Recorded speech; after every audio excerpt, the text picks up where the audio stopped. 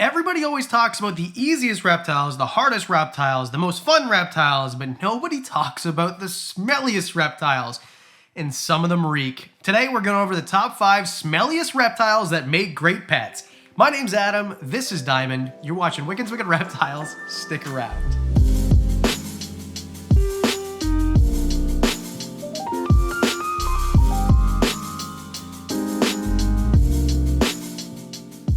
A special thanks to Keeps for sponsoring today's episode. Now this video, fair play, might seem ridiculous, unless you're somebody who owns one of these 5 species and then you totally get it. Now I'm not trying to scare you away, all these animals are great pets, but just keep in mind that some animals come with, okay, Diamond, please, let's be professional here. But keep in mind, some reptiles, they're gonna stink your house up, for sure. So let's get into it. Number 5.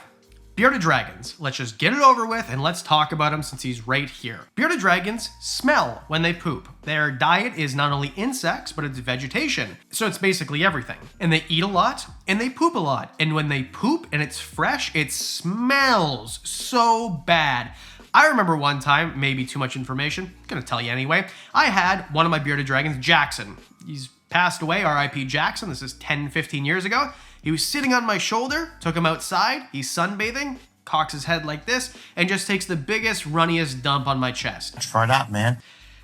It's too much information. The point is, it was the smelliest, most disgusting, I don't gag because of smells, but that one almost set me over the edge. It was one of the smelliest things that I've ever smelled in my entire life. But bearded dragons are awesome, and if you can get over the smell, and I'll tell you how, then they're fantastic. My trick is not using paper towel or slate or whatever. If you use a naturalistic substrate, like sand mixed with coconut core and things like that, which is what I use, it kind of absorbs some of that moisture, and then it's kind of like cat litter, and then you can scoop it all out and it doesn't smell as bad. I used to keep them on reptile carpet before I knew how bad that was. Breeding ground for bacteria, just don't use carpet. Or paper towel or slate or whatever, it's just gonna sit there and it's really hot in bearded dragon enclosures and it's gonna smell. You're gonna walk in the front door and you're gonna know immediately. Since I switched to a naturalistic substrate, I don't have that problem. I recommend you use naturalistic substrates with bearded dragons because, well, okay, Diamond, really? He's literally trying to put him, okay, you can't burrow into my net. You're not a hognose snake, what are you doing? Number 4, aquatic turtles. Aquatic turtles smell bad. They just do. They don't smell good. If you walk into someone's house and they have turtles, you'll probably know about it. I'm very lucky that the cleanliness of my turtle aquarium is next level. My girlfriend takes care of them. She spends a lot of time doing it, and I'm very grateful. If you walk into someone's house that has too small of an enclosure for their turtles, or doesn't clean, doesn't do water changes, doesn't have a big enough filter, it's gonna smell bad. When you walk into my house, you don't smell turtles. You smell animals, I've got, over 100 of them, but you don't smell turtles, even though they're right by the front door, literally 10 feet away. And that's because we use the biggest canister filter that we could find. You can always use a sump or something else, but that's what we chose to use, just easy to maintain. We change the water frequently, and it's just enough water that the waste gets cycled out. No offense to the gentleman who gave me these turtles, but when I walked into his house, when I was taking them, it smelled like turtles. Bad.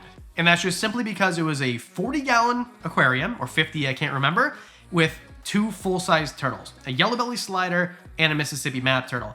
And that's just not enough space. It's just not. That is not enough space for those 2 turtles.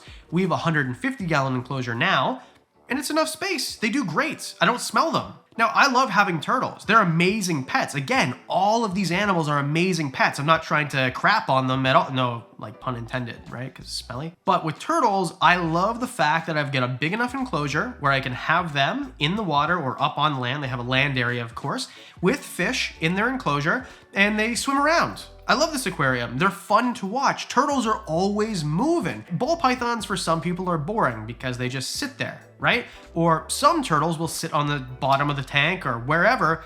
These guys are always moving, especially Mappy the map turtle. This guy is moving and grooving all over the aquarium. Easy to take care of after you figure out the water changes and water parameters.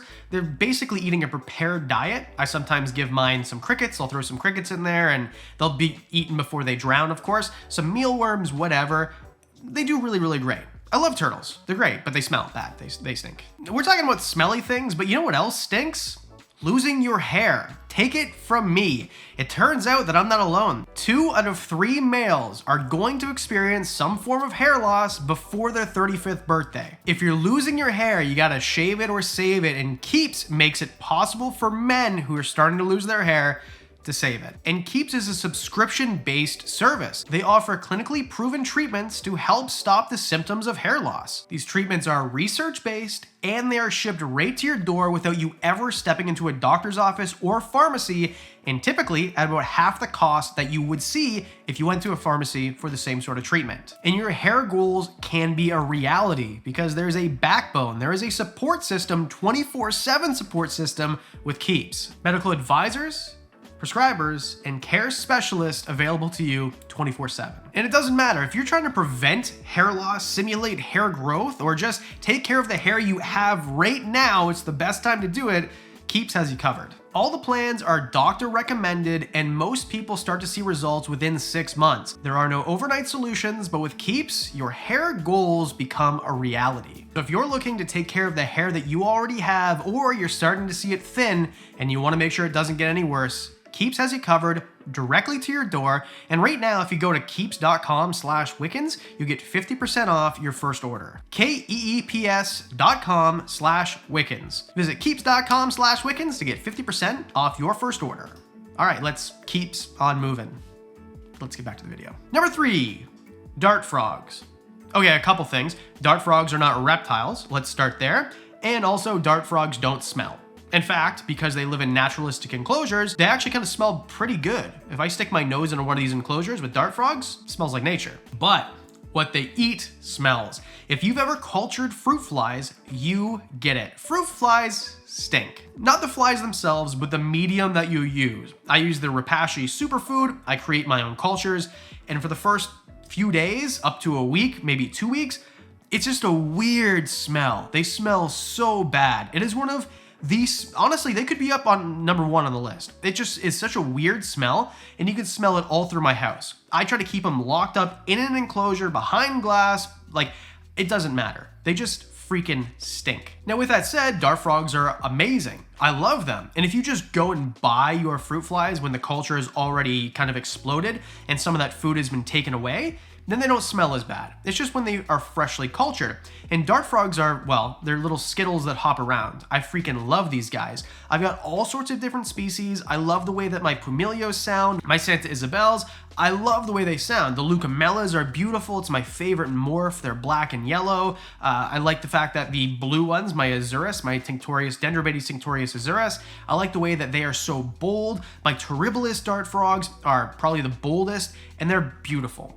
Their enclosures are beautiful. This is maybe my favorite species to keep just because they're so low maintenance, as long as you have a misting system to feed them every couple of days, right? Or when they're babies every single day. And besides the smell, there's really not much to say bad about dart frogs. And they're the only one on the list that don't smell because of either the way what they excrete or their feces and urates. So if you have these guys, they're almost self-sustaining. You put a cleanup crew in there of isopods and springtails. You don't really have to scoop poop as long as you have a good culture of them. They're really kind of blossoming, flourishing, whatever the word I'm trying to use.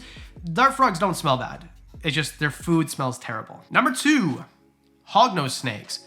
I don't know what it is with Western hognose snakes, but their feces smells disgusting.